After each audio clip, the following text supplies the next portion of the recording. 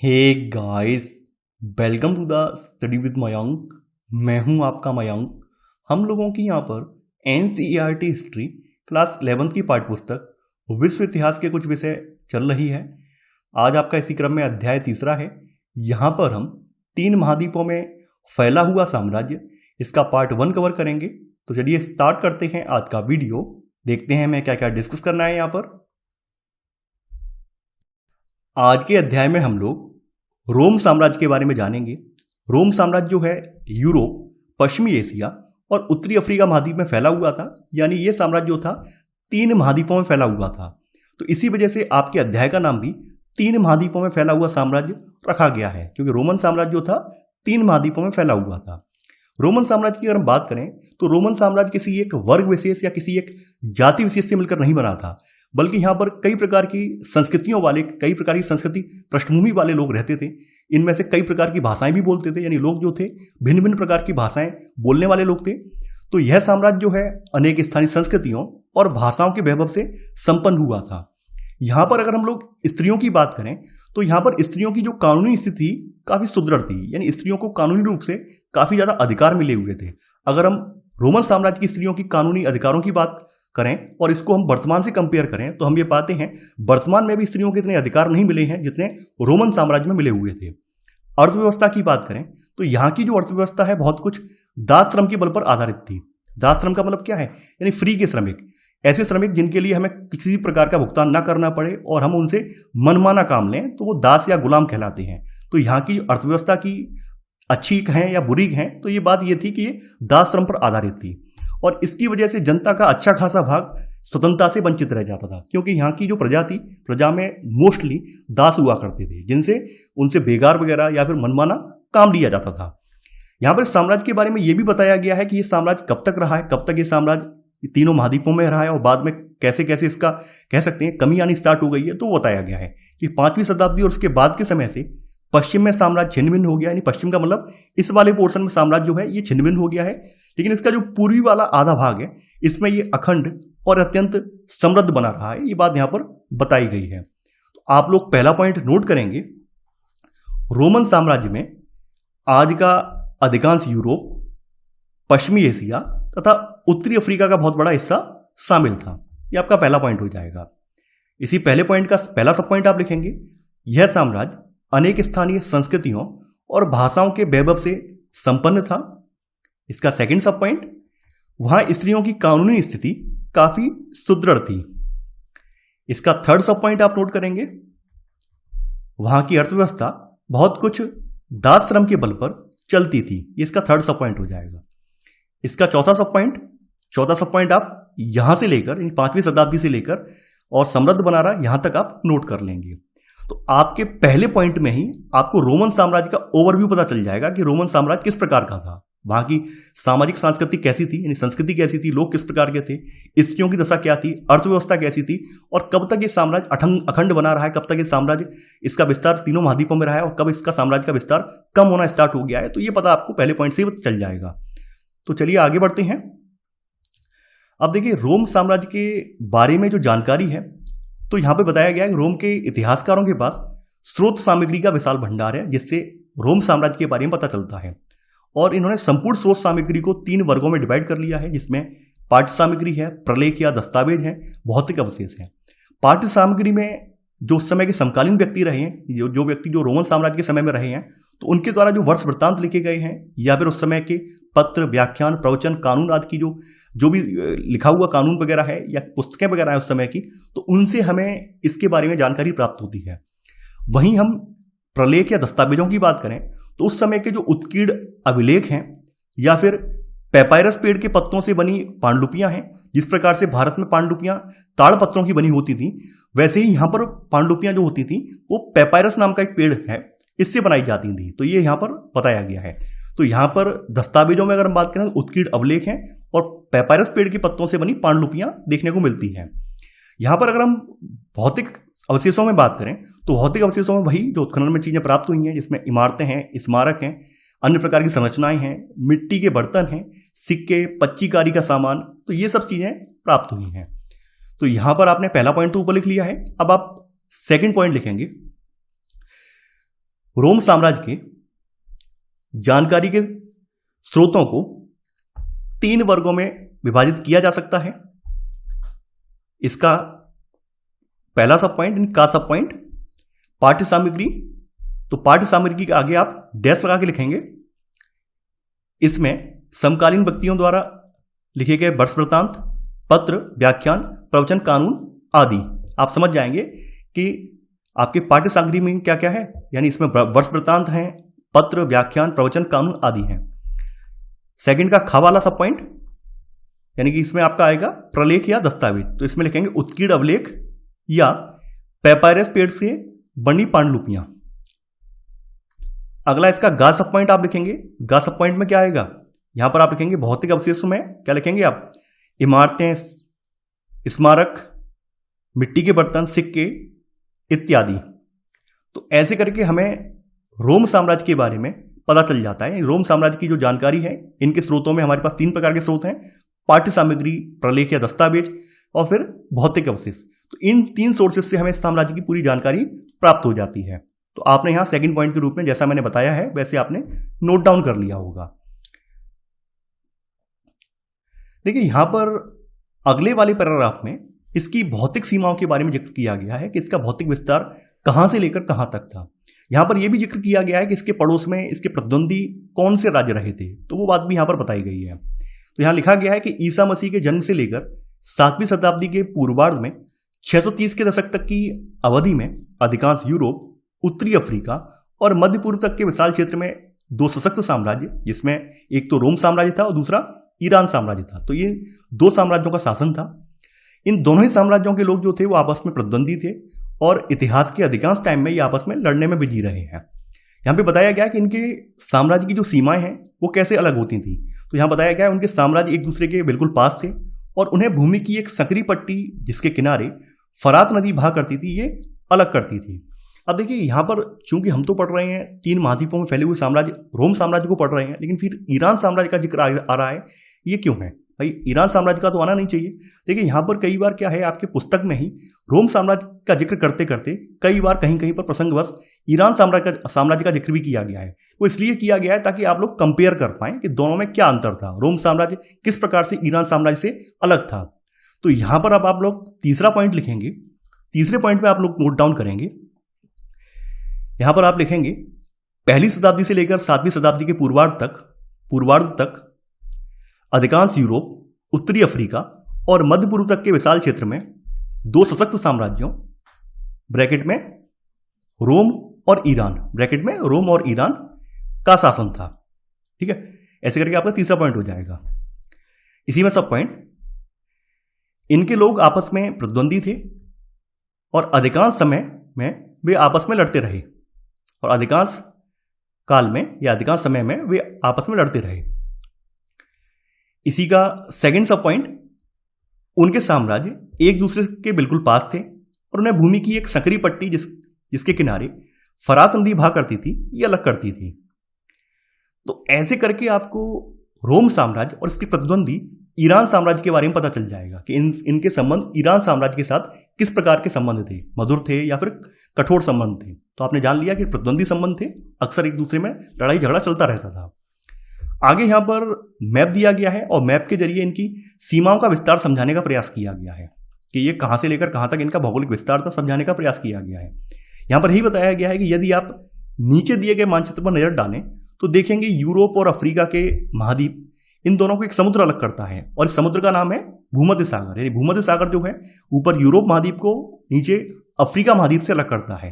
तो यहां पर इस बात का जिक्र किया गया है कि भूमध्य सागर जो है, यानी जो समुद्र भूमध्य सागर कहा गया है, उन दिनों रोम साम्राज्य का हृदय था, क्योंकि रोम का अधिकांश व्यापार इसी सागर से होकर होता था। तो रोम का भूमध्य सागर और उत्तर तथा दक्षिण की दोनों दिशाओं में सागर के आसपास स्थित सभी प्रदेशों पर इसका प्रभुत्व था। उत्तर में साम्राज्य की सीमा का निर्धारण 2 महान नदियां जिसमें राइन और डैन्यूब थी, इनसे इनका निर्धारण होता था। और दक्षिणी सीमा जो है सहारा नामक अति विस्तृत रेगिस्तान से बनती थी, यानी इसकी जो दक्षिणी सीमा है वो सहारा रेगिस्तान से बनती थी। तो यहां पर आप अगला पॉइंट लिखेंगे, चौथा पॉइंट आप लिखेंगे, यानी आप लिखेंगे उत्तर में रोम साम्राज्य की सीमा का निर्धारण 2 महान नदियों राइन और डैन्यूब से होता था और दक्षिणी सीमा सहारा नामक अति विस्तृत रेगिस्तान से बनती थी। तो आप ऑब्वियसली बात समझ जाएंगे कि इनके बीच में भूमध्य सागर पड़ता ही है, क्योंकि अगर आप भूगोल से पढ़ रहे हैं, मैप से पढ़ रहे हैं, तो आपको अच्छी चीज़ें समझ में आ जानी चाहिए। तो यहाँ पर कोई लिखवाने की इतनी आवश्यकता नहीं है कि रोम साम्राज्य का हृदय था भूमध्य सागर, क्योंकि ये बात तो आपको कॉमन सेंस की बात है, पता ही होनी चाहिए। तो आगे बढ़ते हैं। चौथा पॉइंट आपने नोट डाउन कर लिया है। तो इस प्रकार आपने देख लिया है कि अत्यंत विस्तृत क्षेत्र में रोम साम्राज्य फैला हुआ था। वहीं दूसरी ओर दूसरी सीमा के बारे में बताया गया कि दूसरी ओर कैस्पियन सागर के दक्षिण से पूर्वी अरब तक का समूचा इलाका और कभी कभी अफगानिस्तान के कुछ हिस्से भी ईरान के नियंत्रण में थे। यानी कि यहां पर बताया गया कैस्पियन सागर के दक्षिण से लेकर पूर्वी अरब तक का जो पूरा इलाका है, कभी कभी अफगानिस्तान का भी कुछ हिस्सा जो है, ये ईरान के नियंत्रण में थे। और इन दो महान शक्तियों ने दुनिया के उस अधिकांश भाग को आपस में बांट रखा था, जिसे चीनी लोग ताचिन यानी बृहत्तर चीन या मोटे तौर पर पश्चिम कहा करते थे। यानी उस समय जो चीनी लोग थे वो इस क्षेत्र को, जहां पर कभी ये दोनों साम्राज्य हुआ करते थे, यानी ईरान और आपका रोमन साम्राज्य हुआ करता था, तो उस जगह को ये लोग ताचिन बोलते थे, यानी इसको बृहत्तर चीन या फिर मोटे तौर पर पश्चिम कहा करते थे। तो ये बात यहाँ पर बताई गई है। तो देखिए, चूंकि हमारा फोकस यहाँ पर रोमन साम्राज्य पर है, तो हम लोग अधिकांश बातें रोमन साम्राज्य के बारे में लिखेंगे। हम लोग यहाँ पर ईरान साम्राज्य नहीं पढ़ रहे हैं, तो ईरान साम्राज्य हमारे केंद्र बिंदु में नहीं होगा। तो ये चीजें मैंने आपको बता दी है, जिक्र कर दिया है, तो लिखने की आवश्यकता आपको नहीं है।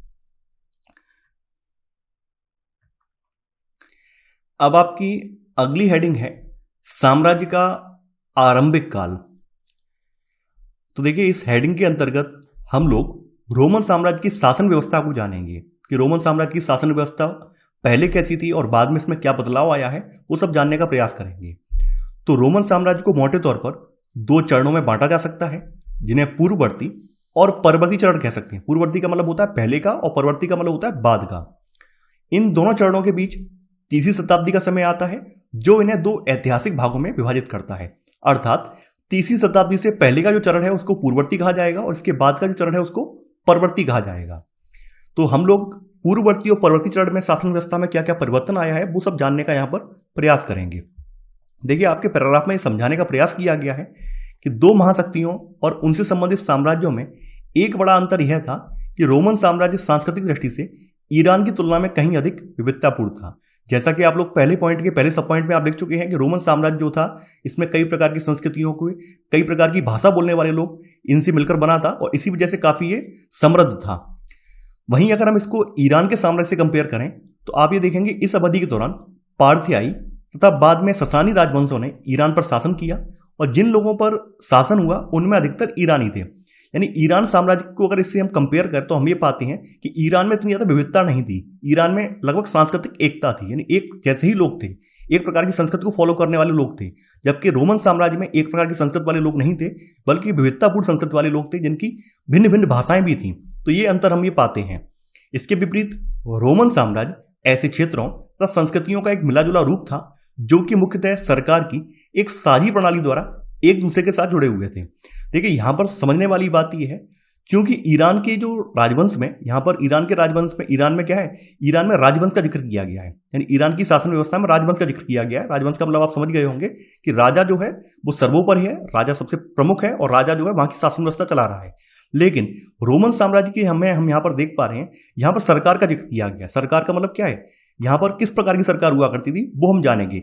यहाँ पर गणतंत्र वाली सरकार हुआ करती थी, जिसको रिपब्लिक कहा जाता है। जैसे आप वर्तमान अभी भारत में, आपका भारत जो है लोकतांत्रिक गणतंत्र है, तो उसी प्रकार से यहाँ पर भी गणतंत्र था। हालांकि हमारे भारत की तुलना में उस समय का जो रोमन गणतंत्र था उसमें थोड़ा सा अंतर था, वो अंतर हम जानने का प्रयास करेंगे। तो इस पैराग्राफ में वही समझाने का प्रयास किया गया है कि जो ईरान वाला साम्राज्य था, तो ईरान वाले साम्राज्य में राजवंशों पर आधारित था। यहाँ पे पहले पारथियाई रहे हैं, बाद में ससानी राजवंशों का शासन रहा है। जबकि इसके विपरीत रोमन साम्राज्य में क्या था, यहाँ पर सरकार की साझी प्रणाली के द्वारा ये शासन यहाँ का चल रहा था। लेकिन बाद में इसमें भी बदलाव आया है और बाद में यहाँ पर भी एक राजवंश सत्ता में स्थापित हो गया है। तो ऐसे करके वहां पर सरकार वाली जो पद्धति थी वो खत्म हो गई है। तो यहां पर वही सब चीजें हैं। तो देखिए, यहां पर बताया गया है कि इस साम्राज्य में गणतंत्र अर्थात रिपब्लिक एक ऐसी शासन व्यवस्था थी जिसमें वास्तविक सत्ता सेनेट नामक निकाय में निहित थी। देखिए, सेनेट को अगर आप कंपेयर करना चाहें और अपना थोड़ा सा और आसानी पूर्वक इसको समझना चाहें तो ऐसे समझ सकते हैं, जैसे आपको पता होगा कि आपके यहाँ से जो सरकार होती है तो सरकार का एक मंत्रिमंडल होता है और मंत्रिमंडल में से भी एक कैबिनेट होती है। कैबिनेट का मतलब क्या होता है? प्रमुख प्रमुख जो मंत्रालय हैं या प्रमुख प्रमुख जो पद हैं उनसे संबंधित लोगों को मिलाकर कैबिनेट बनती है। जैसे आपके रक्षा मंत्री हैं उसमें, ठीक है, वित्त मंत्री हैं, तो ऐसे करके कैबिनेट बनती है। 6-7 लोगों की कैबिनेट बनती है। तो कैबिनेट को यहाँ पर सेनेट से कंपेयर कर सकते हैं। तो यहाँ पर भी वही है, गणतंत्र में एक संस्था थी सेनेट नाम की। सेनेट नाम का निकाय था जो कि गणतंत्र की पूरी शासन पद्धति को संभालता था। सेनेट में यहां बताया गया कि सेनेट में धनवान परिवारों के एक छोटे से समूह का बोलबाला रहता था जिन्हें अभिजात कहा जा सकता है। देखिए, अगर हम वर्तमान से कंपेयर करके चलें तो आप ये पाते हैं कि हमारे यहाँ क्या है, हमारे यहाँ प्रतिनिधि मूलक गणतंत्र है, प्रतिनिधि मूलक लोकतांत्रिक गणतंत्र है। अर्थात हम अपने प्रतिनिधियों का चुनाव करते हैं और वो प्रतिनिधि संसद में जाकर या विधानसभा में जाकर हम लोगों की तरफ से अपने निर्णय लेते हैं। यही तो है। लेकिन यहां पर ऐसा नहीं था। यहां पर क्या है, जो सेनेट है यानी सरकार तो है, यहां पर गणतंत्र है, लेकिन यहां पर सेनेट में किसी प्रकार का चुनाव होकर नहीं जा रहे हैं लोग, बल्कि यहां पर क्या है, लोग कैसे जा रहे हैं सेनेट में, वो भी बताया गया। यहां पर सेनेट में जो लोग थी, तो सेनेट की संस्था जो थी वो जीवन भर चलती थी और उसके लिए जन की अपेक्षा धन और पद प्रतिष्ठा को अधिक महत्व दिया जाता था। यानी यहां पर क्या है, यहां पर जो सेनेट का सदस्य बनने के लिए ये इंपॉर्टेंट था कि आपके पास कितना रुपया पैसा है, आप कितने धनाढ्य व्यक्ति हैं, तभी आप सेनेट के सदस्य बन पाएंगे। तो इसको महत्व दिया जाता था। यानी कहने का मतलब क्या है, रोमन साम्राज्य में जो सबसे ज्यादा धनी व्यक्ति थे वही सेनेट का हिस्सा थे और वही लोग सेनेट के माध्यम से वहां की शासन प्रणाली को चला रहे थे। तो यहां पर वही बताया गया कि व्यवहारिक तौर पर गणतंत्र अभिजात वर्ग की सरकार का शासन सेनेट नामक संस्था के माध्यम से चलता था। गणतंत्र 509 ईसा पूर्व से लेकर 27 ईसा पूर्व तक चला, लेकिन 27 ईसा पूर्व में जूलियस सीजर के दत्तक पुत्र तथा उत्तराधिकारी ऑक्टेवियन ने वहां पर तख्ता पलट कर दिया है। और ऑक्टेवियन ने क्या किया है, ऑक्टेवियन ने सत्ता अपने हाथ में ले ली है और ऑगस्टस नाम से ये रोम का सम्राट बन बैठा है। और ऐसे करके वहां पर जो लोकतांत्रिक यानी गणतांत्रिक प्रणाली थी वो खत्म हो गई है और ऐसे करके राजवंश वाली सत्ता यहां पर स्थापित हो गई है। तो वो चीज यहां पर बताई गई है। इसी वजह से आपके इस वाले पॉइंट में, इस वाले हेडिंग के अंतर्गत जो पहला पैराग्राफ है वहां पर यही चीजों का जिक्र किया गया है कि पूर्ववर्ती और परवर्ती चरण। तो पूर्ववर्ती चरण में यहां पर गणतंत्र शासन पद्धति थी, लेकिन बाद के चरण में यहां पर राजशाही शासन पद्धति आ गई है। तो ये समझाने का यहां पर प्रयास किया गया है। तो यहां पर हम लोग कैसे लिखेंगे वो आप नोट करेंगे। 5वां पॉइंट आप नोट करेंगे। 5वें पॉइंट में आप लिखेंगे कि रोमन साम्राज्य में पूर्ववर्ती काल में गणतंत्र एक ऐसी शासन व्यवस्था थी जिसमें वास्तविक सत्ता सेनेट नामक निकाय में निहित थी। सेनेट नामक निकाय में निहित थी। ये 5वां पॉइंट हो जाएगा।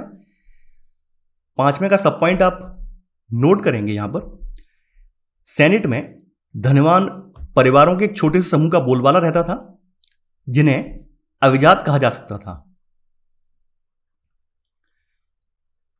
इसी का अगला सब पॉइंट, 5वें का सेकंड सब पॉइंट, सेनेट की संस्था जीवन भर चलती थी और उसके लिए जन की अपेक्षा धन और पद प्रतिष्ठा को अधिक महत्व दिया जाता था। यहां तक आपने 5वें का सेकंड सब पॉइंट नोट कर लिया होगा। अब इसी में अगला पॉइंट आप डालेंगे 6वां पॉइंट।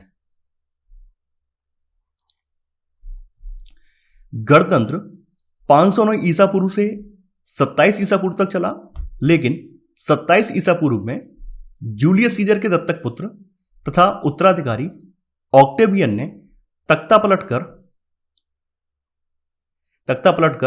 सत्ता अपने हाथ में ले ली और ऑगस्टस नाम से रोम का सम्राट बन बैठा। यह आपका 6वां पॉइंट हो जाएगा। तो यहां तक बात क्लियर हो गई होगी। तो आपने यहां पर यह जान लिया है कि रोम में पहले शासन व्यवस्था कैसी थी और बाद में शासन व्यवस्था में क्या परिवर्तन आया है, वो आपने चीजें नोट डाउन कर ली हैं।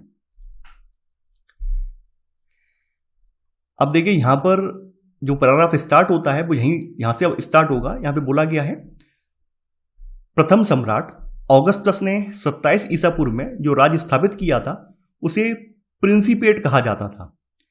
प्रिंसिपेट का मतलब बताया गया। प्रिंसिपेट का मतलब होता है लैटिन भाषा में प्रमुख नागरिक। और प्रिंसिपेट नाम इसने क्यों रखा था? क्योंकि पहले यहां पर आपको, जैसा कि आप लोग जानते हैं, सेनेट शासन व्यवस्था थी, क्योंकि गणतांत्रिक शासन व्यवस्था थी। अर्थात वहां पर कोई एक व्यक्ति राजा नहीं था, बल्कि लोगों का समूह मिलकर शासन व्यवस्था चला रहा था। यानी कि जो भी लोग रहे हों, 10, 5, 15, 20 जो भी लोग रहे होंगे, वो सब मिलकर शासन व्यवस्था चला रहे थे। चाहे बेशक उनकी जो गणतंत्र व्यवस्था थी वो आज वर्तमान के लोकतांत्रिक गणतंत्र जैसी नहीं थी, लेकिन फिर भी वहां पर शुरुआत में कोई एक राजा नहीं था। ये बात आपके माइंड में क्लियर हो गई होगी। तो इसने इसका नाम प्रिंसिपेट क्यों रखा है? प्रिंसिपेट का मतलब होता है प्रमुख नागरिक। तो उसने दिखाने का प्रयास यह किया है कि जो वास्तव में उसने राज्य स्थापित किया है वो एक प्रमुख नागरिक के रूप में स्थापित किया है, किसी राजा के रूप में नहीं किया है। यानी कि सेनेट जो पहले संस्था थी, सेनेट जो पहले निकाय था, तो उसमें जो भी लोग थे तो उनको निराशा ना हो, इस वजह से इसने ऐसा नाम रखा था, ये यहां पर बताया गया है। तो आपने छठवां पॉइंट जैसा मैंने बताया वो नोट कर लिया है। अब इसी में सब पॉइंट आप लिखेंगे। छठवें का सब पॉइंट, प्रथम सम्राट ऑगस्टस ने 27 ईसा पूर्व में जो राज्य स्थापित किया था उसे प्रिंसिपेट कहा जाता था, उसे प्रिंसिपेट कहा जाता था।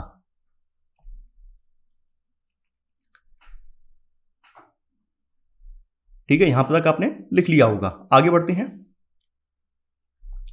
सेनेट के बारे में तो सारी चीजें आप क्लियर कर चुके हैं, यहां पर मैंने बता भी दी हैं और आपने नोट डाउन भी कर ली है। यहां पे वही चीजें बताई गई हैं। सेनेट वह निकाय था जिसने उन दिनों में जब रोम एक रिपब्लिक यानी गणतंत्र था, सत्ता पर अपना नियंत्रण रखा था। तो ये बात आप लोग पढ़ चुके हैं और लिख भी चुके हैं, तो मुझे नहीं लगता है कि मैं ये दोबारा दोहराऊं। तो यहां पर मैं आगे पढ़ता जा रहा हूं और जो जो चीजें आएंगी उन्हें मैं नोट डाउन करवाते जाऊंगा। तो रोम में सेनेट नामक संस्था का अस्तित्व कई शताब्दियों तक रहा है। जब तक ऑगस्टस है, ऑगस्टस ने अपनी सत्ता स्थापित नहीं कर ली है, तब तक ये चलता रहा है। और ये एक ऐसी संस्था थी जिसमें कुलीन एवं अभिजात वर्गों यानी मुख्यतः रोम के जो धनी परिवारों के लोग थे वही इसमें प्रतिनिधित्व करते थे। लेकिन आगे चलकर इसमें इतालवी मूल के जमींदारों को भी शामिल कर दिया गया। यानी पहले तो रोम के धनी परिवार शामिल थे, लेकिन बाद में क्या है, सेनेट में इतालवी यानी इटली मूल के जो जमींदार थे वो भी शामिल कर लिए गए। और आप ये देखेंगे कि रोम के इतिहास की जो अधिकांश पुस्तकें हैं जो आज यूनानी और लैटिन में लिखी हुई मिलती हैं, वो ज्यादातर इन्हीं अभिजात वर्ग के लोगों के द्वारा लिखी गई थी। ये भी बताया गया है कि उस समय का जो अभिजात वर्ग था वही पढ़ा लिखा वर्ग था, और उसी ने ही जो आज आप उस समय की पुस्तकें देखते हैं उसी के द्वारा लिखी गई थी। ये बात भी यहाँ पे बताई गई है। इन पुस्तकों से ये बात स्पष्ट हो जाती है कि सम्राटों की परख इस बात से की जाती थी कि वे सेनेट के प्रति किस तरह का व्यवहार रखते थे।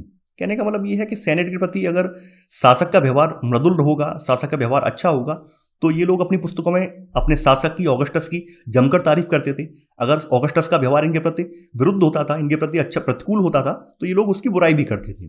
तो यहां पर वही चीज बताई गई है, सबसे बुरे सम्राट वे माने जाते थे जो सेनेट के सदस्यों के प्रति शत्रुतापूर्ण व्यवहार करते थे और उनको शक की नजर से देखते थे या फिर उनके साथ क्रूरता व हिंसा करते थे।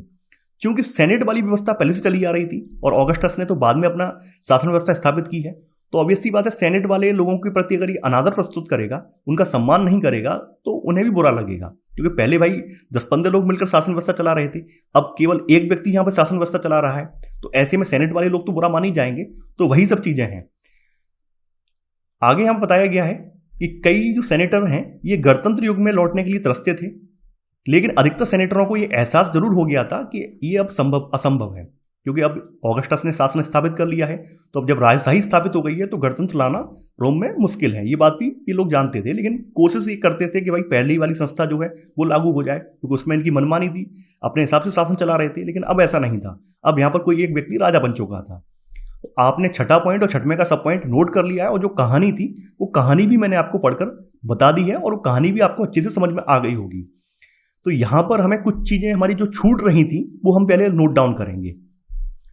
देखिए, यहां पे साम्राज्य की बात करें तो साम्राज्य में अनेक भाषाएं बोली जाती थी, जैसा कि आप लोग जानते हैं, लेकिन प्रशासन के प्रयोजन हेतु लातिनी और यूनानी भाषाओं का ही प्रयोग होता था।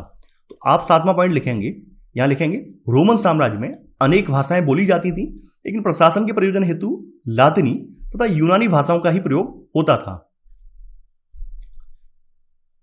तो ये बात यहां पर आपने नोट डाउन कर ली होगी। तो यहां पर यही बताया गया कि पूर्वी भाग के जो उच्चतर वर्ग के यूनानी लोग थे वो यूनानी भाषा बोलते थे, और पश्चिम भाग के लोग लातिनी भाषा बोलते और लिखते थे। ये बात यहां पर बताई गई है। तो यहां पर 7वें का सब पॉइंट करके आप लिख लेना, यहां से लेकर यहां तक। तो ऐसे करके 7वें का सब पॉइंट आपका पूरा हो जाएगा। आगे बढ़ते हैं। अब देखिए, सम्राट और सेनेट के बाद अगली जो साम्राज्यिक बताया गया कि सम्राट और सेनेट के बाद साम्राज्यिक शासन की एक अन्य प्रमुख संस्था सेना थी। कहने का मतलब यह है कि रोमन साम्राज्य अगर हम समझने का प्रयास करें तो रोमन साम्राज्य 3 लोगों पर आधारित था, जिसमें सम्राट था, सेनेट थे और सेना थी। इन 3 लोगों से मिलकर ये चल रहा था। कहने का मतलब ये है। तो यहां पर बताया गया, यहां पर भी कंपेयर किया गया ईरान के साम्राज्य से, कि फारस के साम्राज्य में तो बलात का मतलब होता है कि जबरन आपको काम करना ही पड़ेगा, जबरन आपको आर्मी के लिए जॉब करनी पड़ेगी। तो यहां पे बताया गया फारस के साम्राज्य में तो बलात् भर्ती वाली सेना थी, लेकिन रोम की सेना एक व्यावसायिक सेना थी जिसमें प्रत्येक सैनिक को वेतन दिया जाता था और न्यूनतम 25 वर्ष तक सेवा करनी पड़ती थी। ये बात भी यहां पर बताई गई है। तो 8वां पॉइंट आप यहां पर नोट डाउन करेंगे। यहां पर आप लिखेंगे रोम की सेना एक व्यावसायिक, सॉरी यहां पर पहले आप ऐसे करके लिख लेंगे 7वां पॉइंट, सम्राट और सेनेट के बाद साम्राज्यिक शासन की एक अन्य प्रमुख संस्था सेना थी। ये 8वां पॉइंट हो जाएगा। और 8वें का सब पॉइंट आप लिखेंगे रोम की सेना एक व्यावसायिक सेना थी जिसमें प्रत्येक सैनिक को वेतन दिया जाता था और न्यूनतम 25 वर्ष तक सेवा करनी पड़ती थी। तो थोड़ा आपको पढ़ने में अच्छा लगेगा और आपको जल्दी समझ में भी आ जाएगा कि यहां पर रोमन साम्राज्य किन किन लोगों से मिलकर बन रहा है, वो भी आप समझ जाएंगे। तो 8वां पॉइंट और 8वें का सब पॉइंट आपने लिख लिया होगा। तो सबसे यहां पर खास बात यही है कि रोमन साम्राज्य की जो सेना थी वो वेतन भोगी थी, वहीं जो ईरानी साम्राज्य वाली सेना जो थी वो बलात् वाली थी। बलात् का मतलब क्या है कि जबरन काम करना ही करना है उन्हें, उनकी मर्जी है या नहीं है, लेकिन फिर भी सेना में उन्हें काम करना ही करना है। यहां पर ऐसा नहीं था, यहां पर वेतन भी दिया जाता था और टाइम पीरियड भी रखा गया था कि आपको न्यूनतम 25 वर्ष की सेवा यहां पर प्रदान करनी है। यहां पर बताया गया कि सेना साम्राज्य में सबसे बड़ा एकल संगठित निकाय थी जिसमें तकरीबन 6 लाख सैनिक थे और उनके पास निश्चित रूप से सम्राटों का भाग्य निर्धारित करने की शक्ति थी। यानी जिस तरफ इतनी बड़ी सेना होगी वही सम्राट होगा। तो सैनिक क्या है, सैनिक बेहतर वेतन और सेवा शर्तों के लिए लगातार आंदोलन करते रहते थे। यहां पर यह भी बताया गया कई बार क्या है, कई बार हिंसक आंदोलन भी हो गए हैं, कई बार सैनिकों ने विद्रोह कर दिया है और गृह युद्ध जैसी स्थिति भी क्रिएट हुई है। ये बात भी यहां बताया गया। यहां बोला गया यदि सैनिक अपने सेनापतियों और यहां तक कि सम्राटों द्वारा निराश महसूस होते थे तो ये आंदोलन प्राय सैनिक विद्रोहों का रूप ले लेते थे।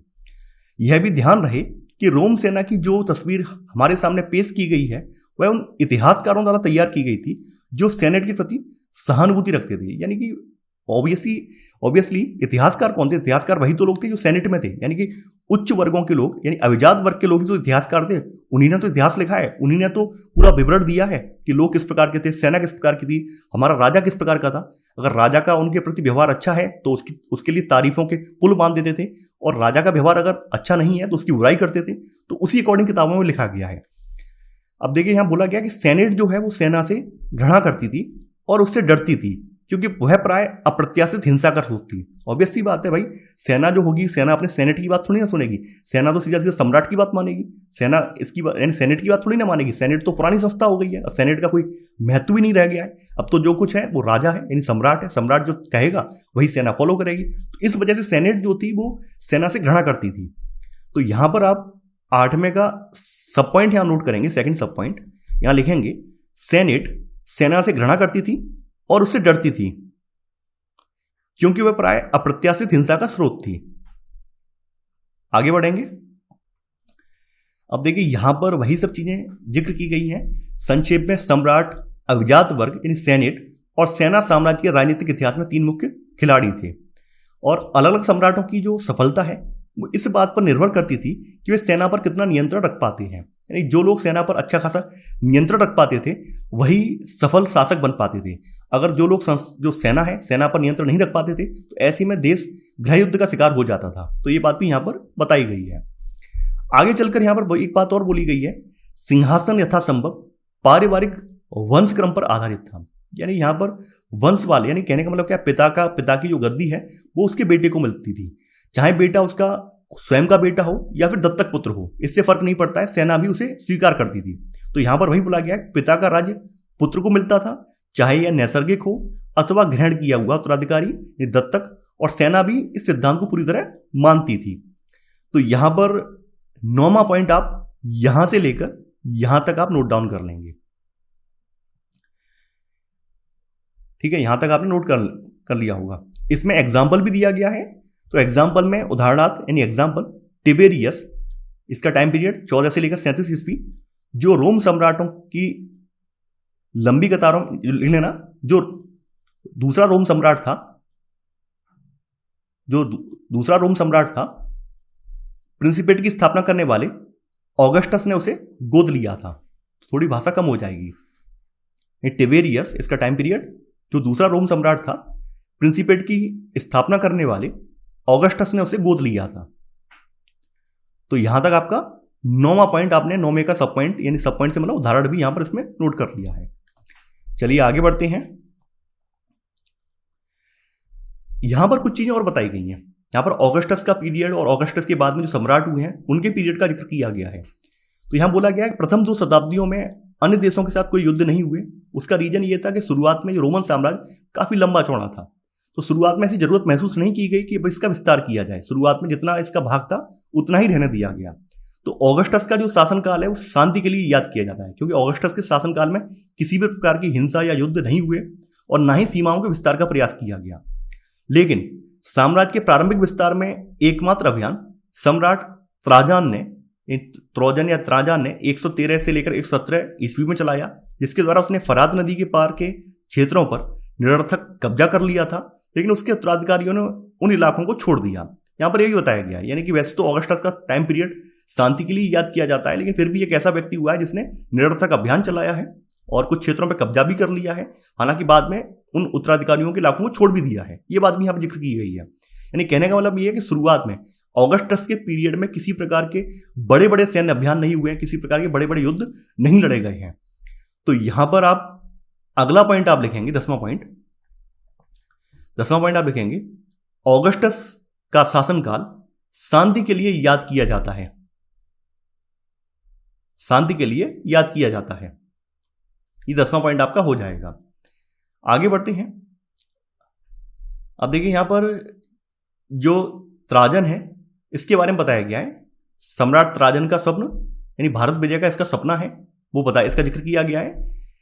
तत्पश्चात भयंकर भूकंप से पीड़ित एंटियोक में सर्दियों के बाद में त्राजन फरात नदी के रास्ते आगे की ओर बढ़ता हुआ पार्थियन की राजधानी टेसीफून तक चला गया और फिर वहां फारस की खाड़ी के सिरे पर पहुंच गया। इतिहासकार ये बोल रहा है, कैसियस डियो के अनुसार वहां पर भारत की ओर जाने वाले किसी वाणिज्यिक पोत को नालायत नजरों से देखा रहा था वो, और चाह रहा था काश वह सिकंदर जैसा जवान होता तो वो भारत का के लिए अभियान करता। तो कहने का मतलब क्या है कि यहां पर ये बताया गया, दर्शाने का प्रयास किया गया है कि त्राजन ये स्वप्न देखता था उस समय कि हमें भी भारत के लिए अभियान करना चाहिए, भारत पर फतेह करनी चाहिए। लेकिन चूंकि वो वृद्ध हो चुका था इस वजह से वो भारत के लिए अभियान नहीं चला पाया है। ये बात यहां पर बताने का प्रयास किया गया है। अब देखिए यहां पर नोट करके अगर आप लिख लेंगे तो एक अच्छा रहेगा त्राजन के बारे में, अर्थात नहीं तो त्राजन जो है छूट जाएंगे। नोट करके, साम्राज्य के प्रारंभिक विस्तार में एकमात्र अभियान सम्राट त्राजन ने 113 से लेकर 17 ईस्वी में चलाया। बस इतना लिख लेना नोट में, और कुछ नहीं लिखना है। तो हम लोगों ने 10 पॉइंट ऊपर नोट कर लिए हैं। अब चलिए आगे बढ़ते हैं।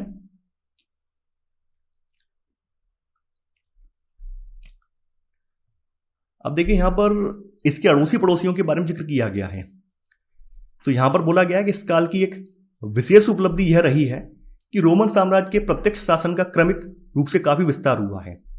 इसके लिए अनेक आश्रित राज्यों को रोम के प्रांतीय राज्य क्षेत्र में मिला लिया गया। तमाम इसके अड़ोसी पड़ोसी जो आश्रित राज्य थे, जो कि इसी पर डिपेंड थे, तो बाद में उन्हें भी इसी में मर्ज कर लिया गया है। ऐसे करके रोमन साम्राज्य और बड़ा होता चला गया है।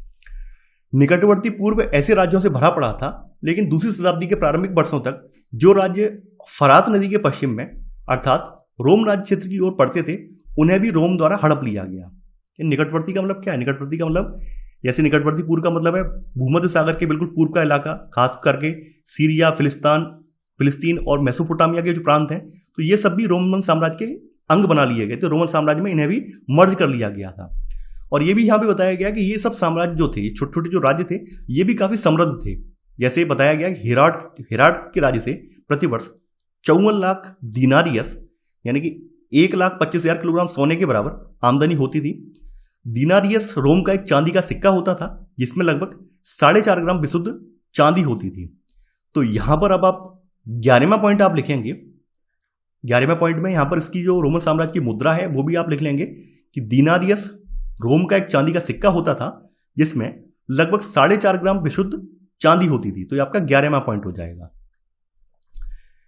अब यहां पर आगे प्रशासनिक बात भी बताई गई है कि ये लोग इतना जो विशाल रोमन साम्राज्य है इसका प्रशासन कैसे चलाते थे, कैसे इसको मैनेज करते थे, तो वो बात भी यहां पर बताई गई है कि वास्तव में इटली के सिवाय जिसे उन शताब्दियों में प्रांत नहीं माना जाता था, साम्राज्य के सभी क्षेत्र प्रांतों में बटे हुए थे और उनसे कर वसूला जाता था। तो यहां पर वो चीज बताई गई है। यहां पर बोला गया है कि दूसरी शताब्दी में जब रोम अपने चरमोत्कर्ष पर था तो रोमन साम्राज्य स्कॉटलैंड से आर्मेनिया की सीमाओं तक और सहारा से फरात और कभी कभी उससे भी आगे तक फैला हुआ था। तो ये सब कैसे पॉसिबल हो पाया कि इतने बड़े साम्राज्य पर ये नियंत्रण कैसे कर पाए? तो उसका तरीका यहां पर बताया गया है कि इसका तरीका यह शहरीकरण के माध्यम से ये लोग अपनी प्रशासन व्यवस्था चला पाए थे। तो वो बात यहां पर बताई गई है। तो आगे अगला पॉइंट हम नोट करेंगे, अभी नोट नहीं करना है। यहां पर बताया गया कि संपूर्ण साम्राज्य में दूर दूर तक अनेक नगर स्थापित किए गए थे जिनके माध्यम से समस्त साम्राज्य पर नियंत्रण रखा जाता था। जैसे यहां पर कुछ नगरों का जिक्र किया गया है। भूमध्य सागर के तटों पर स्थापित बड़े शहरी केंद्रों में कार्थेज है, सिकंदरिया है, एंटियोक, ये सबसे बड़े थे और यही साम्राज्यिक प्रणाली के मूल आधार से जिनसे प्रशासन व्यवस्था चलाई जाती थी। तो इन्हीं शहरों के माध्यम से सरकार प्रांतीय ग्रामीण क्षेत्रों पर कर लगाने में सफल हो पाती थी, जिससे साम्राज्य को अधिकांश धन संपदा प्राप्त होती थी। ये बात बताई गई है कि इन लोगों ने क्या किया था, इतने बड़े विशाल साम्राज्य को हैंडल करने के लिए इन्होंने नगर बसाए थे, शहरीकरण किया था। और जो प्रमुख प्रमुख शहर थे, जैसे आप देखते हैं कि अपने भारत से कंपेयर कर लें तो भारत में क्या किया है, हमने अपने भारत के जो भूभाग है, भारत के राज्य क्षेत्र को यहाँ पर आप देखें प्रदेशों में डिवाइड कर दिया है। यहाँ पे प्रदेशों में डिवाइड कर दिया है और हर प्रदेश का अपना अपना अलग अलग शासक है। शासक से मतलब मुख्यमंत्री होता है। तो ऐसे करके हमारी प्रशासन में सहूलियत हो जाती है, तो उसी प्रकार से यहाँ पर क्या किया गया था, इन्होंने अपने विशाल राज्य क्षेत्र को कवर करने के लिए यहाँ पे शहरीकरण किया था और प्रमुख शहरों को उत्तरदायित्व सौंपा था कि अपने आसपास के इलाकों से वो लोग कर वसूल करेंगे। तो ऐसे करके ये प्रशासन व्यवस्था अपनी चला रहे थे। ये बात यहां पर बताई गई है। तो यहां पर आप लिखेंगे, आपका 12वां पॉइंट आएगा, रोमन साम्राज्य में दूर दूर तक अनेक नगर स्थापित किए गए थे जिनके माध्यम से समस्त साम्राज्य पर नियंत्रण रखा जाता था।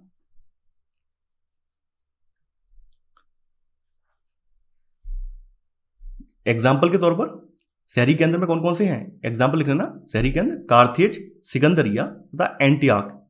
ठीक है, आप समझ जाएंगे कि ये बड़े बड़े शहरी नगर थे। इसी में सब पॉइंट 12वें का पहला सब पॉइंट, इन्हीं शहरों के माध्यम से सरकार प्रांतीय ग्रामीण क्षेत्रों पर कर लगाने में सफल हो पाती थी, जिनसे साम्राज्य को अधिकांश धन संपदा प्राप्त होती थी। ये बात यहां पर बताई गई है। अब नोट करके यहां पर एक चीज लिख लेना, नोट करके यहां पर अगर आप लिख लेंगे तो ज्यादा बेटर रहेगा। इसी में नीचे नोट में लिख लेना, इटली के सिवाय जिसे उन शताब्दियों में प्रांत नहीं माना जाता था, साम्राज्य के सभी क्षेत्र प्रांतों में बटे थे और उनसे कर वसूला जाता था। उस समय इटली को प्रांत नहीं माना गया था और बाद बाकी सब जो है ये सब प्रांतों में डिवाइड किए गए थे और हर प्रांत में प्रमुख शहर थे जहां से वहां के जो प्रशासक हैं वो कर वसूलने में सम्राट की सहायता करते थे। तो नोट करके आपने ये लाइन लिख ली होगी। आगे बढ़ते हैं। अब देखिए यहां समझाने का प्रयास किया गया है कि इसका अर्थ यह हुआ है कि स्थानीय उच्च वर्ग रोमन साम्राज्य को कर वसूली और अपने क्षेत्रों के प्रशासन के कार्य में सक्रिय सहायता देते थे। तो ऐसे करके आप ये देखेंगे कि यहां पर एक नया वर्ग तैयार हो गया है, क्योंकि यहां पर जो भी स्थानीय उच्च वर्ग है अब वो शहरों का वर्ग है। अब भाई वो धनी वर्ग नहीं है बल्कि शहरों के लोग हैं। शहरों में हो सकता है कि भाई दबंग टाइप के लोग हों, तो दबंग टाइप के लोगों को राजा ने यह अधिकार सौंपा हो कि आपको कर वसूल करना है। तो अब पहले वाली व्यवस्था नहीं रही है। पहली वाली व्यवस्था सेनेट में तो आपने देखा था, सेनेट में अधिकांश लोग जो होते थे वो अभिजात वर्ग के धनी परिवारों के लोग होते थे। लेकिन अब यहां से क्या हुआ है, जब ऐसी व्यवस्था लागू की गई है तो यहां पर एक नया वर्ग का उदय हुआ है। तो यहां पर वही बताया गया है कि दूसरी और तीसरी शताब्दियों के दौरान अधिकतर प्रशासक तथा सैनिक अफसर इन्हीं उच्च प्रांतीय वर्गों से होते थे और इस प्रकार उनका एक नया संभ्रांत वर्ग बन गया जो कि सेनेट के सदस्यों की तुलना में कहीं अधिक शक्तिशाली था। यानी पहले वाला जो वर्ग था वो सेनेट वाला वर्ग था। सेनेट में अधिकांश अभिजात वर्ग के लोग थे। लेकिन अब क्या था, अब चूंकि सम्राट ने वहां के जो स्थानीय लोग हैं, स्थानीय लोगों में से कुछ कुछ को ये अधिकार दे दिए हैं कर वगैरह संग्रह करने के, उन्हीं में से कुछ लोग जो हैं सेना में भी जिम्मेदारियां संभाल रहे हैं। तो ऐसे करके एक नया सम्भ्रांत वर्ग यानी नया एक कुलीन वर्ग तैयार हो गया है। और ये सम्भ्रांत वर्ग जो था सेनेट के सदस्यों की तुलना में कहीं ज्यादा शक्तिशाली था, क्योंकि सेनेट जो था वो पुराना वर्ग था। अब ये जो वर्ग नया उभरकर सामने आया है ये नया वर्ग है और काफी शक्तिशाली है। शक्तिशाली इसलिए है क्योंकि इसको सम्राट का समर्थन प्राप्त है। तो यहां पर वही चीज बताई गई है कि जैसे जैसे नया समूह उभरकर सामने आया है, सम्राट गैलिनस ने सेनेटरों को सैनिक कमान से हटाकर इस नए वर्ग के उदय को सुदृढ़ बना दिया है। यानी जो सम्राट गैलिनस है, इनका टाइम पीरियड बताया गया 253 ईस्वी से लेकर 68 के बीच में रहे हैं। तो इन्होंने सेनेटरों को सैनिक कमान से हटा दिया है और जो नया संभ्रांत वर्ग है इसको इसकी जगह पर रख दिया है। तो ऐसे करके जो पुराने सेनेटर लोग थे वो दूर होते चले गए हैं। और सेनेटरों को दूर करने का रीजन ये भी था क्योंकि सेनेटर ये चाहते थे कि जो रोमन साम्राज्य है, रोमन साम्राज्य में जो शासन व्यवस्था है, शासन व्यवस्था में फिर से गणतांत्रिक व्यवस्था आ जाए, सम्राट वाली व्यवस्था खत्म हो जाए। तो इस वजह से भी सम्राटों को ये भय बना हुआ था कि ये सेनेटर जो है कहीं ना कहीं गृह युद्ध को भड़का सकते हैं, सैनिकों को भड़का सकते हैं। तो इसलिए वहां पर जो भी सम्राट हुए बाद में, उन्होंने यही प्रयास किया कैसे भी करके सेनेटरों के जो अधिकार हैं, सेनेटरों की जो शक्तियां हैं उनको कम किया जाए ताकि राज्य को ज्यादा कह सकते हैं राज्य को ज्यादा स्ट्रॉन्ग कर सकें, वहां पर गृह युद्ध वगैरह ना हो। तो ये इस वजह से एक रणनीति का हिस्सा था और इस वजह से सारी चीजें की गई। तो यहां पर अब आप अगला पॉइंट आप लिखेंगे। देखिए आप लोगों ने 12वां पॉइंट लिख लिया है, 13वां पॉइंट आप लिखेंगे। 13वां पॉइंट आप लिखेंगे, स्थानीय उच्च वर्ग रोमन साम्राज्य को कर वसूली और अपने क्षेत्रों के प्रशासन के कार्य में सक्रिय सहायता देते थे।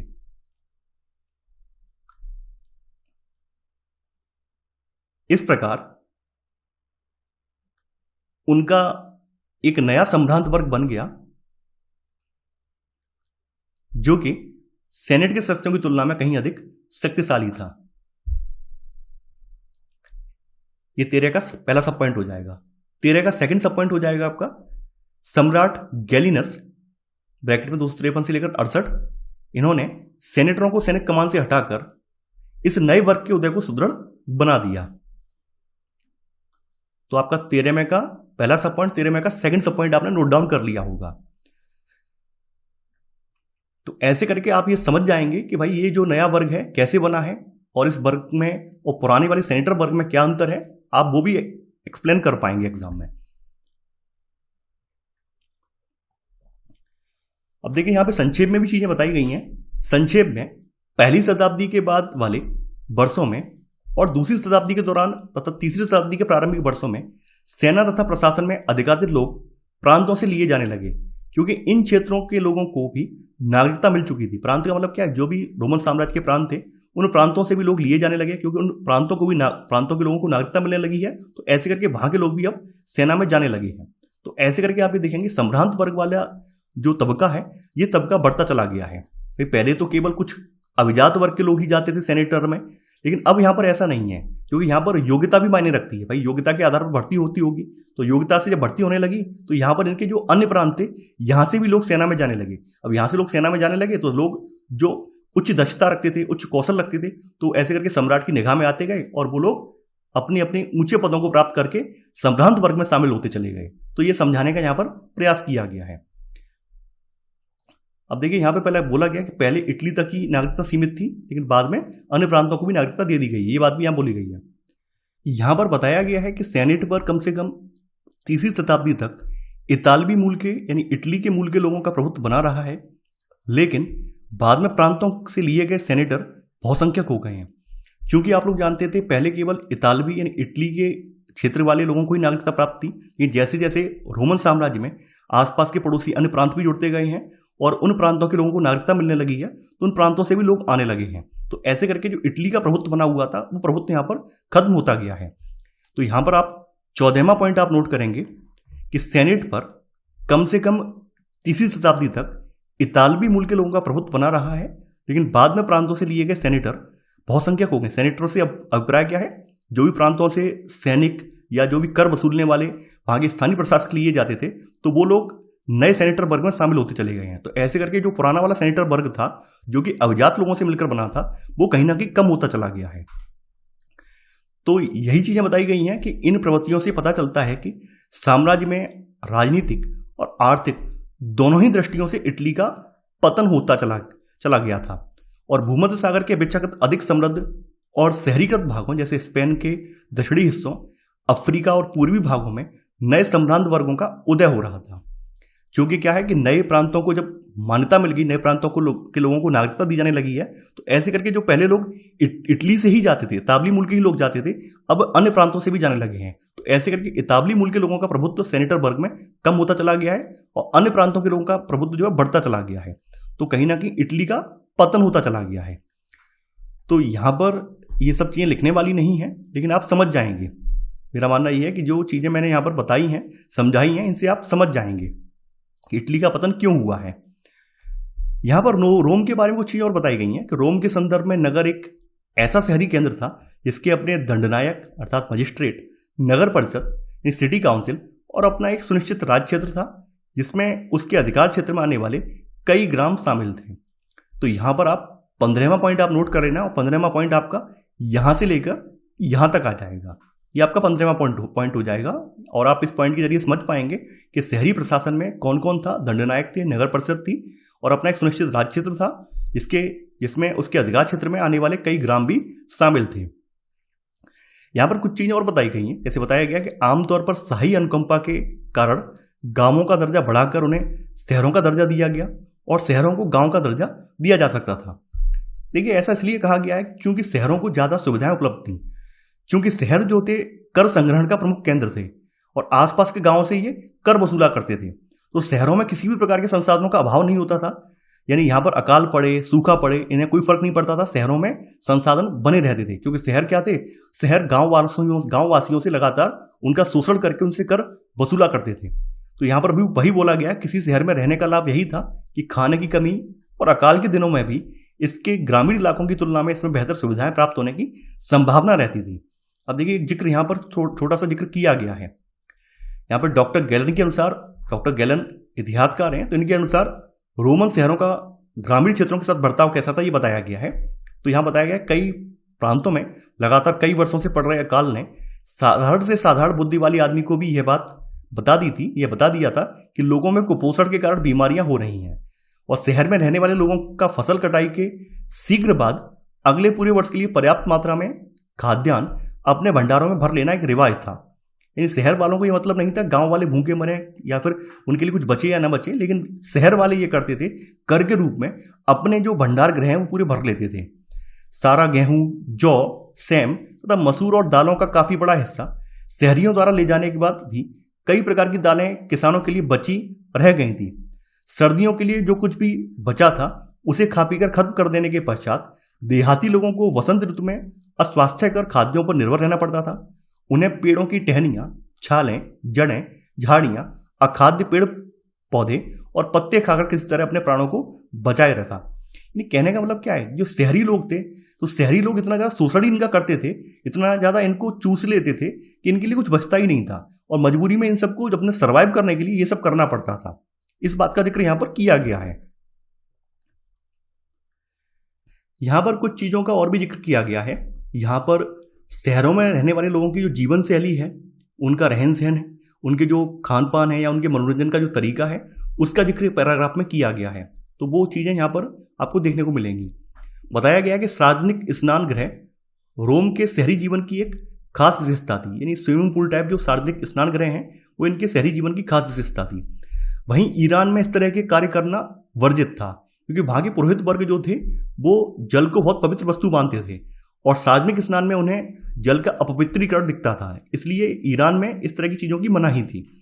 तो यहां पर आप 16वां पॉइंट अपना लिख लेंगे, 16वां ही पॉइंट आएगा। एक बार मैं चेक कर लेता हूं। हाँ, आपका 16वां पॉइंट अब आपका यहां पर आएगा और ये पॉइंट आपका यहां से लेकर यहां तक हो जाएगा। इसी में सब पॉइंट देखिए, यहां के लोग काफी ज्यादा विलासतापूर्ण थे। यानी रोम साम्राज्य के जो शहरों के लोग थे वो काफी ज्यादा विलासतापूर्ण लोग थे, यानी अपने मनोरंजन में डूबे रहते थे। तो शहरी लोगों को उच्च स्तर के मनोरंजन उपलब्ध थे। एग्जाम्पल, एक कैलेंडर के अनुसार एक वर्ष में कम से कम 176 दिन वहां कोई ना कोई मनोरंजन कार्यक्रम या प्रदर्शन अवश्य होता था। यह आपने नोट कर लिया होगा। आगे बढ़ते हैं। अगली हेडिंग है अब आपकी 3री शताब्दी का संकट। जैसा कि आप लोग पढ़ चुके हैं और लिख भी चुके हैं कि ऑगस्टस ने पुरानी जो गणतंत्र व्यवस्था है उसको समाप्त करके अपने आप को रोम का सम्राट घोषित किया है। और जिस समय अगस्टस ने अपने आप को रोम का सम्राट घोषित किया है उस समय रोम काफ़ी ज़्यादा फैला हुआ था, यानी इसमें और ज़्यादा विस्तार की गुंजाइश नहीं थी। इतना ज़्यादा भूभाग पर ये ऑलरेडी फैला हुआ था कि उसे संभाल पाना ही मुश्किल था। और इसके अड़ोस पड़ोस में भी उस समय कोई इतने ज़्यादा शक्तिशाली शासक या शक्तिशाली राज्य नहीं थे जिससे इसका संघर्ष होता। इसके अड़ोस पड़ोस में छोटे छोटे राज्य थे और उन लोगों ने उस समय ऑगस्टस की सर्वोच्चता स्वीकार कर ली थी। इस वजह से उस समय कोई संघर्ष की स्थिति क्रिएट नहीं हो पाई थी और यही कारण है कि ऑगस्टस का जो पीरियड है वो शांति का पीरियड बोला जाता है। वहां पर किसी प्रकार का कोई संघर्ष नहीं हुआ है। ऑगस्टस के बाद में उसके जो उत्तराधिकारी आए हैं तो उस समय भी कोई दिक्कत नहीं हुई है। उस समय भी बड़े शांतिपूर्ण तरीके से ये अपना शासन चलाते रहे हैं। हालांकि इनके पड़ोस में इनका जो प्रतिद्वंदी राज्य था ईरान वो था, लेकिन उस समय इतना ज़्यादा स्ट्रांग नहीं था। लेकिन जैसे जैसे पहली दूसरी शताब्दी बीती है, तीसरी शताब्दी आई है, तो तीसरी शताब्दी में यहाँ पर क्या होता है कि इनका जो पड़ोसी राज्य है, जिस ईरान राज्य है, वहां पर सत्ता परिवर्तन होता है और वहां पर एक आक्रामक वंश आ जाता है जिसका नाम ससानी वंश। तो ससानी वंश जब आ गया तो ससानी वंश ने क्या किया है, ससानी वंश ने बार बार इनकी सीमाओं पर अतिक्रमण किया है। तो इस वजह से इनको काफी ज्यादा क्षति उठानी पड़ी है। इसके अलावा इनके ऊपर उत्तर में कुछ जनजातियां भी थी, तो जनजातियां बाद के समय में आके संगठित होती चली गई हैं और संगठित हो गई हैं तो वो भी एक कबीले काफी स्ट्रांग हो गए हैं। तो उन कबीलों ने भी इनको ऊपर यानी उत्तर में खास करके आल्पस दक्षिणी जर्मनी वाला जो पार्ट है वहां पर इनको अच्छी खासी चुनौती दी है। तो इसकी वजह से ऊपरी भाग को इनको छोड़ना पड़ा है।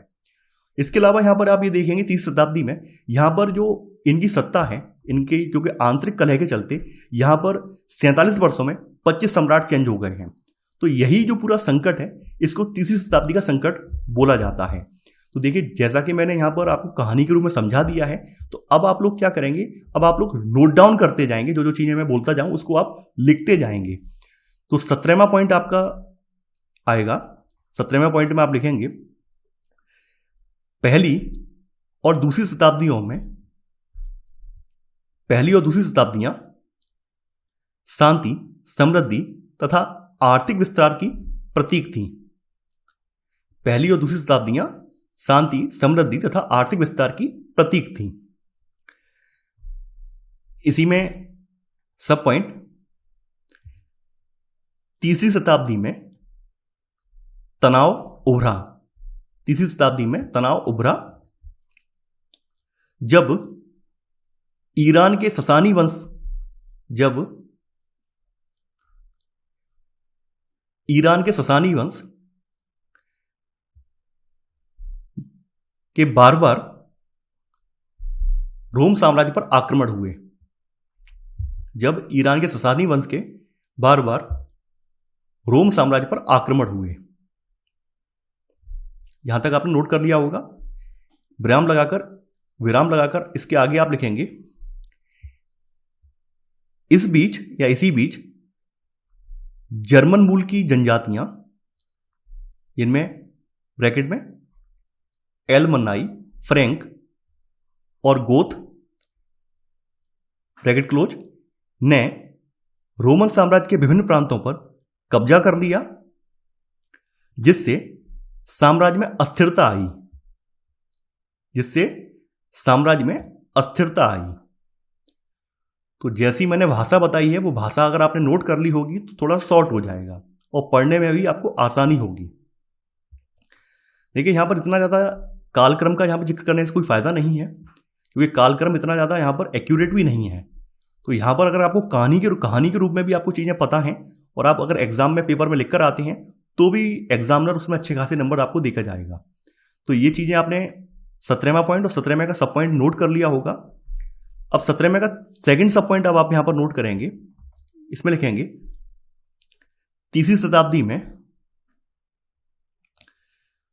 थोड़े थोड़े अंतर से अनेक सम्राट ब्रैकेट में 47 वर्षों 25 सम्राट सत्तासीन हुए। तो ऐसे करके आप सत्तासीन हुए, विराम, और इसे ही तीसरी शताब्दी का संकट कहा जाता है। इसे ही तीसरी शताब्दी का संकट कहा जाता है। देखिए, जो आपकी पहले शिकायत रहा करती थी कि मैं एकदम से लाइन बोल देता हूं, आपको लिखने का मौका नहीं देता हूं, तो अब मैं पूरा प्रयास यही करता हूं पढ़ाते टाइम पर भी कि आपको उसी रूप से लिखवाऊं जैसे क्लास में लिखवाया जाता है, ताकि आप चीजें नोट डाउन कर सकें। तो ऐसे करके आपने तीसरी शताब्दी का जो संकट है इसको अच्छे से लिख लिया है, और अगर आपसे परीक्षा में पूछा जाता है, बोर्ड एग्जाम में भी पूछा जाता है, तो आप अच्छे से एक्सप्लेन कर भी पाएंगे। आगे बढ़ते हैं। अगली हेडिंग अब आपकी आ जाएगी लिंग साक्षरता और संस्कृति। यहां पर हम जानने का प्रयास करेंगे कि यहां पर लिंगानुपात कैसा था, रोम में साक्षरता कैसी थी और रोम की संस्कृति कैसी थी, वो सारी चीजें हम यहां पर देखेंगे।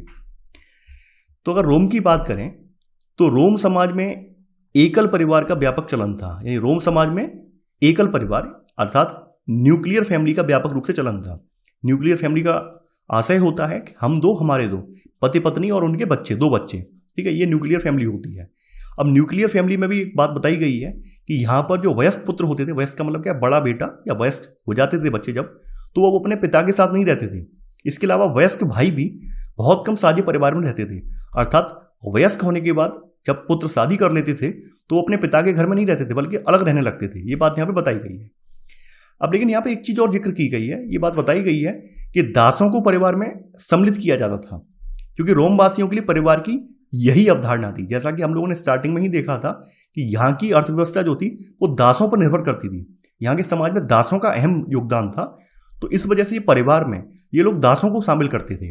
तो यहां पर आप 17 में का सब पॉइंट आप लिखेंगे, दासों को परिवार में सम्मिलित किया जाता था। इतना ही लिख लेना कि दासों को परिवार में सम्मिलित किया जाता था। इसके अलावा यहां बताया गया है कि सामान्यतः गणतंत्र के परवर्ती काल, प्रथम शती ईसा पूर्व तक विवाह का एक ऐसा रूप था कि पत्नी अपने पति को अपनी संपत्ति हस्तांतरित नहीं किया करती थी, किंतु अपने पैतृक परिवार में वह अपने पूरे अधिकार बनाए रखती थी। यानी कहने का मतलब ये था कि यहां पर परवर्ती काल में ये रूप निकल कर आया है कि पत्नी की जो संपत्ति होती थी, पत्नी की संपत्ति कहाँ होगी, पत्नी की संपत्ति अपने मायके में होगी। तो मायके में जो संपत्ति पत्नी की होती थी वो अपने पति को हस्तांतरित नहीं करती थी, बल्कि अपने पास ये बनाए रखती थी।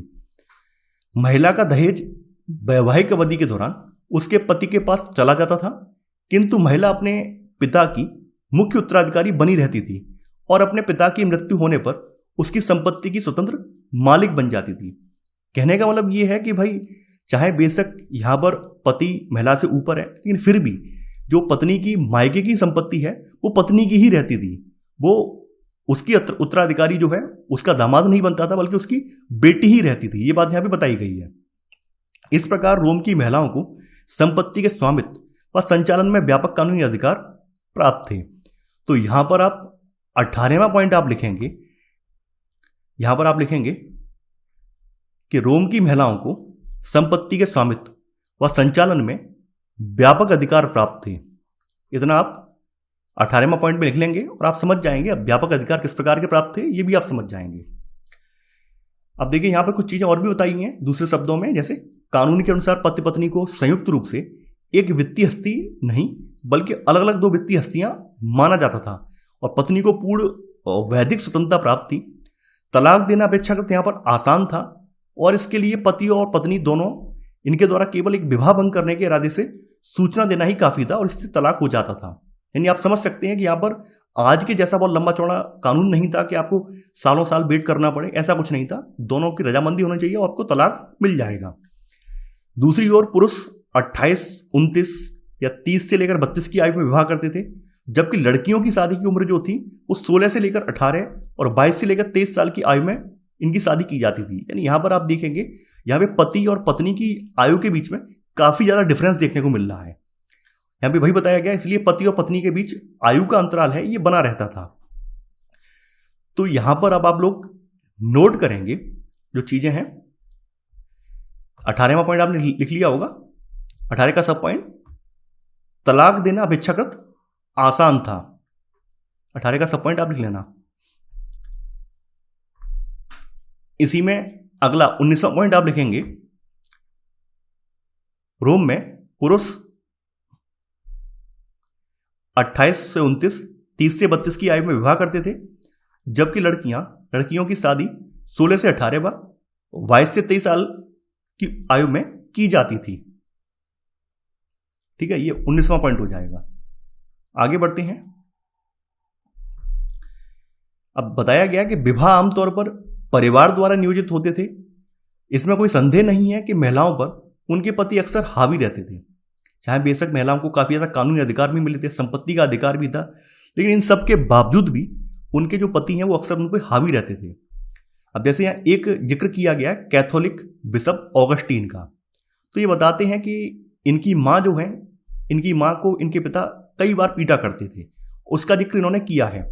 तो यहाँ पर बताया गया महान कैथोलिक बिशप ने, जिन्होंने अपना अधिकांश जीवन उत्तरी अफ्रीका में बताया था, इन्होंने लिखा है कि उनकी माता की उनके पिता द्वारा नियमित रूप से पिटाई की जाती थी और जिस छोटे से नगर में वे बड़े हुए वहाँ की अधिकतर पत्नियां इसी तरह पिटाई से अपने शरीर पर लगी खरोंचें दिखाती रहती थी कि आज हमारे पति ने हमें पीटा है, आज हमारे पति ने हमें इतना पीटा है, ऐसे करके आपस में ही अपनी खरोंचें दिखाया करती थी।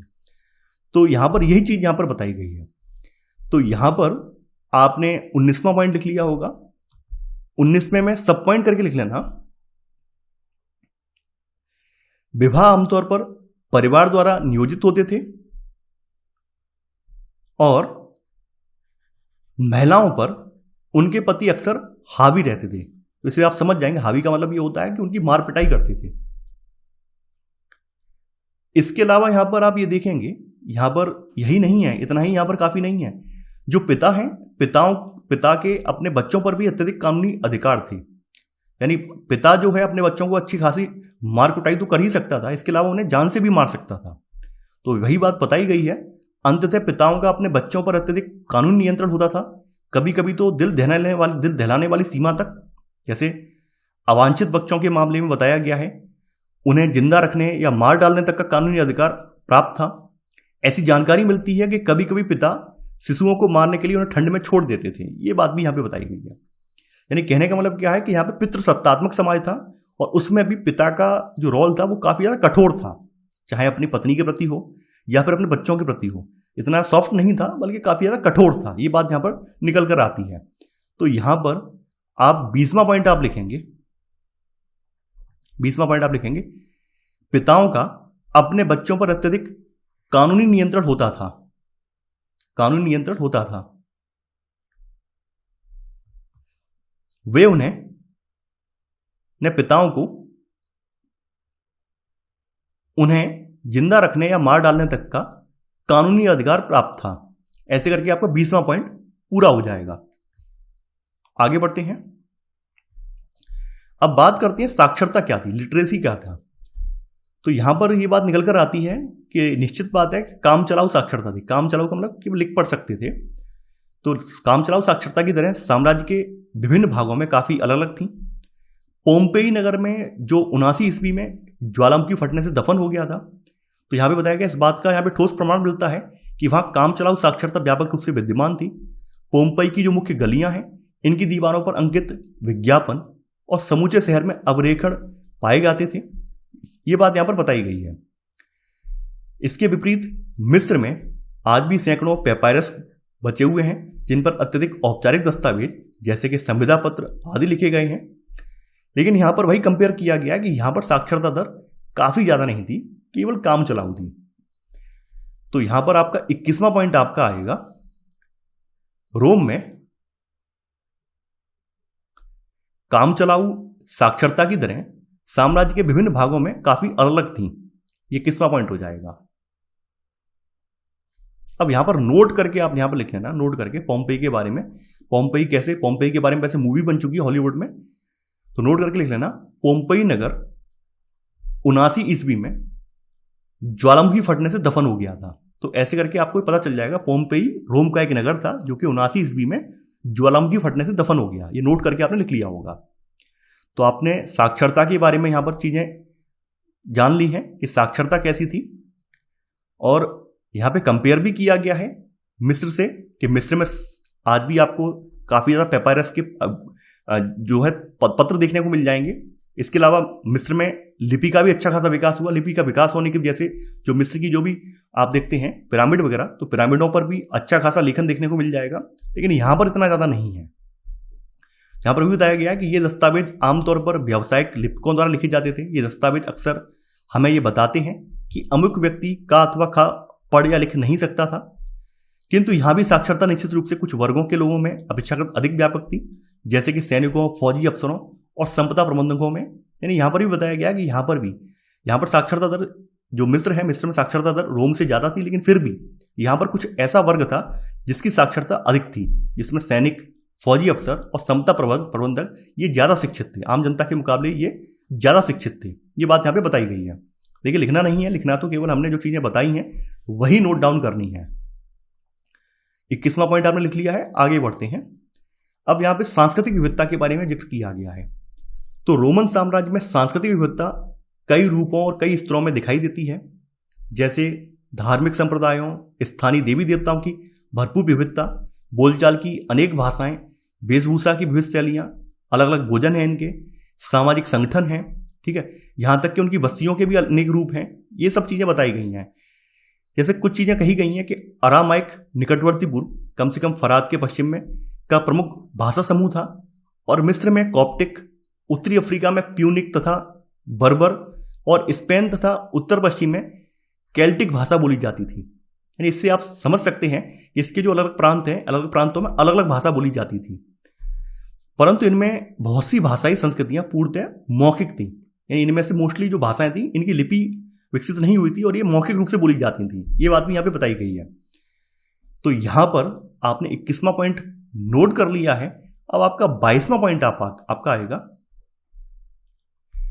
इसमें लिखेंगे रोमन साम्राज्य में सांस्कृतिक विविधता कई रूपों और स्तरों में दिखाई देती थी, जैसे धार्मिक संप्रदायों, बोलचाल की अनेक भाषाओं, वेशभूषा की विविध शैलियों, सामाजिक संगठनों इत्यादि में। ये आपने 22वां पॉइंट लिख लिया होगा। अब भाषा के बारे में कुछ चीजें बताई गई हैं, तो भाषा के बारे में आप क्या करेंगे, आप नोट लगा देंगे। नोट लगाने से क्या होगा कि चीजें इससे जुड़ भी जाएंगी और ये पॉइंट अलग हो जाएगा। अरामाइक जो भाषा है ये निकटवर्ती पूर्व, अरामाइक निकटवर्ती पूर्व का प्रमुख भाषा समूह था। मिस्र में कॉप्टिक, उत्तरी अफ्रीका में प्यूनिक तथा बर्बर, और स्पेन तथा उत्तर पश्चिमी में केल्टिक भाषा बोली जाती थी। ये नोट करके आपने लिख लिया होगा, यहां से लेकर यहां तक। और आपने ये भी जान लिया है कि इनमें से मोस्टली जो भाषाएं थी, भाषाई संस्कृतियां जो थी पूर्णतः मौखिक थी। और ये कब तक मौखिक रही हैं, जब तक इनके लिए लिपि का आविष्कार नहीं हो गया है। ये बात भी यहां पर बोली गई है। देखिए यही सब चित्र वगैरह हैं जो कि इनसे संबंधित हैं। बताया गया एडेसा में पच्चीकारी, सीरिया के इस अभिलेख से पता चलता है कि यहाँ जो लोग दिखाए गए हैं वे राजा अबगर की पत्नी तब परिवार के सदस्य हैं। ये देखिए पच्चीकारी का चित्र है, पेंटिंग है ये, क्योंकि आपके सामने यहाँ पर दिखाई गई है। ये स्क्रीन पर आप देख पा रहे हैं, ये वाली पेंटिंग है, इसमें राजा उसका पूरा परिवार दिखाया गया है। यहाँ पर पोम्पेई में एक मदिरा व्यापारी का भोजन कक्ष, कमरे की दीवारों पर मिथक पशु बनाए गए, जो कि आप यहां पर अपनी स्क्रीन पर देख पा रहे हैं, ये वाला है। अब देखिए यहां पर जो भाषा है, भाषा के बारे में कुछ चीजें और बताई गई हैं। जैसे बताया गया है जो अर्मीनियाई भाषा का लिखना भी, आगे बताया गया अर्मीनियाई भाषा का लिखना भी बहुत देर बाद, ये 5वीं शताब्दी में शुरू हुआ। हालांकि 3री शताब्दी के मध्य तक बाइबल का कॉप्टिक भाषा में अनुवाद हो चुका था। यानी कि बाइबल जो है, तो बाइबल का कॉप्टिक भाषा में अनुवाद कर लिया गया था। और कई स्थानों पर जो लैटिन भाषा है, इसके प्रसार ने उन भाषाओं के लिखित रूप का स्थान ग्रहण कर लिया जिनका पहले से ही व्यापक प्रसार था। यानी कि जो पहले से भाषाएं कुछ प्रांतों में बोली जाती थी, लेकिन बाद में लैटिन का जब प्रसार हो गया तो लैटिन ने उनका स्थान ग्रहण कर लिया है। तो ये चीजें यहां पर बताई गई हैं। इसी टॉपिक के साथ हम लोग अपना पार्ट 1 यहीं पर समाप्त करते हैं। बाद बाकी जो बची हुई चीजें हैं वो हम लोग पार्ट 2 में कवर करेंगे। तो चलिए आज के लिए बस इतना ही। Thanks for watching. जय हिंद।